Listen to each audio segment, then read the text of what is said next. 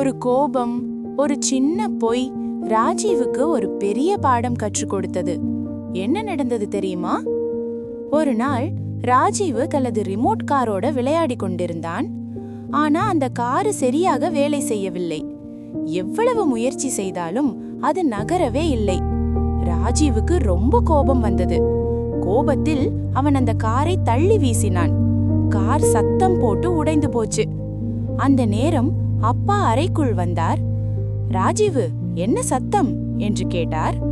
பயத்தில் ராஜீவு சொன்னான், அப்பா, நான் இல்ல, அது தானாகவே கீழே விழுந்தது. ஆனா அது உண்மை இல்லை. அந்த பொய் சொன்ன பிறகு ராஜீவின் மனசுக்கு அமைதி இல்லை. அவன் வருந்த ஆரம்பித்தான்.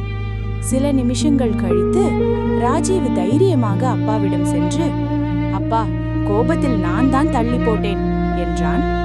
அப்பா மெதுவாக சிரித்து, ராஜீவு, கோபம் வந்தாலும் நம்ம கட்டுப்படுத்தணும். உண்மை சொல்வதுதான் பெரிய தைரியம் என்றார். அந்த நாள் முதல் ராஜீவு 2 விஷயம் கற்றுக்கொண்டான். கோபத்தை கட்டுப்படுத்த வேண்டும். உண்மைதான் எப்போதும் நம்மை காப்பாற்றும்.